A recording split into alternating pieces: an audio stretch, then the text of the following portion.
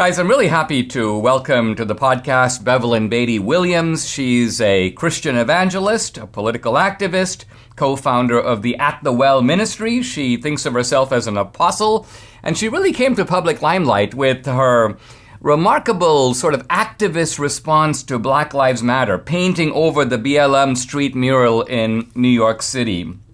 Bevelyn, delighted to have you on the podcast. Thanks for joining me. I remember that great scene where you've got this huge Black Lives Matter thing on the pavement, and there you are, right in the middle of these activists, and you're painting over their stuff. I think there's probably very few people who would dare to do that.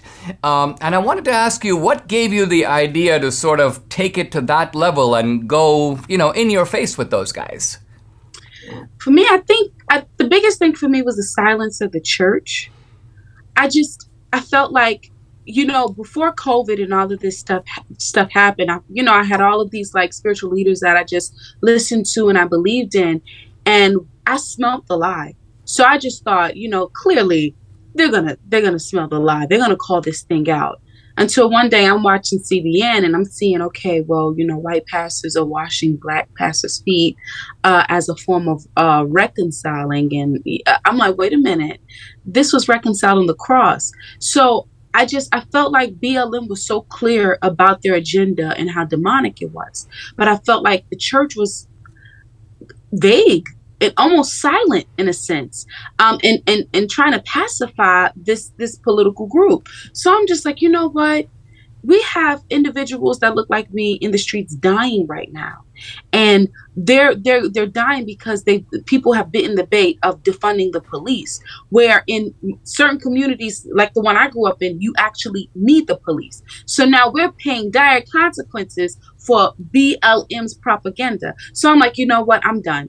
They want to be so, I'll say graphic and so vulgar and put BLM right in front of, on Fifth Avenue, right in front of Trump Tower. They knew what they were doing. And I'm like, they're utilizing my color to push their communist agenda. So no, I'm going to be, the black woman is going to get up and stand up and now counter that. Bevelyn, it is downright amazing. I think the premise of what you're saying is that there are a lot of people who were hoodwinked by Black Lives Matter, by the kind of innocence of the name Black Lives Matter. And so you got a lot of white pastors, as you say, who basically said, we need some Christian middle ground with these guys. We need to make peace with them. In a sense, we need to side with them.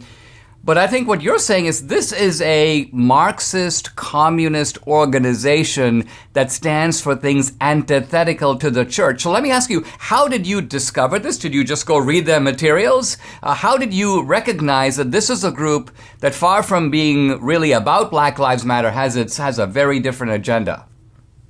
Well, you went on their website and they told you straight up who they were.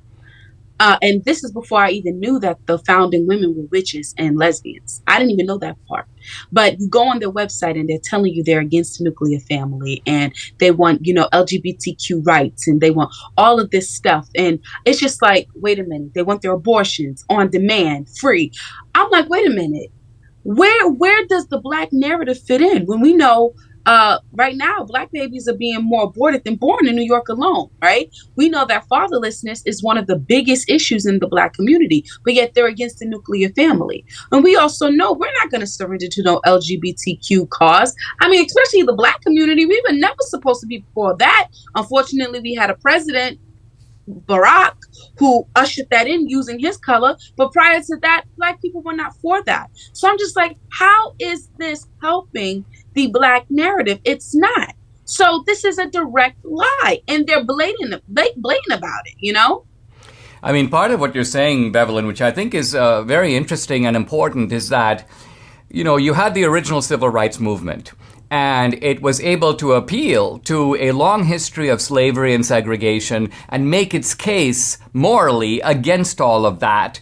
And then you had other groups that kind of came along, LGBTQ being a perfect example, that kind of piggybacked on the civil rights movement and acted as if it had this was the same thing. And I think what you're saying is most black people recognize it's not the same thing. Yeah, I feel like, I hate to say it, but not most.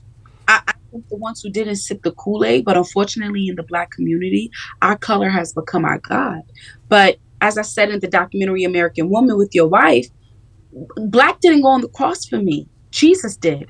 And I know that the scriptures say in the body of Christ, there is no Jew, Gentile, male, nor female. We're all working as one. So you would think, okay, this narrative is heading towards our demise. But no, a lot of Black folk didn't get it, and they felt like, yeah, I feel special. BLM is painted on the street. Wow. And I'm just like, you don't get how much of a mockery this makes us. They've given our community welfare, and we are literally you're looking at a third world country within a first world country when you look at the welfare system. If you want to know what socialism looks like, look at the Black community. Look at what Lyndon Baines Johnson and the Democratic Party implemented for us to be where we're at. And that should let you know, okay, they use the Blacks as a test, a test dummy, but this is what they want for the entire nation. So if anything, you should be running far away from what we have experienced. Yet it's all about color, so it's smoke and mirrors. If I could just look at you and say, hey, okay, yeah, he doesn't like me because I'm Black. I could be loud, I could be ignorant, I could be arrogant, but no, if I just leave everything as surface, we never get to the root of the issue and get a real solution. Let's take a pause. We'll be right back with Bevelyn Beatty Williams.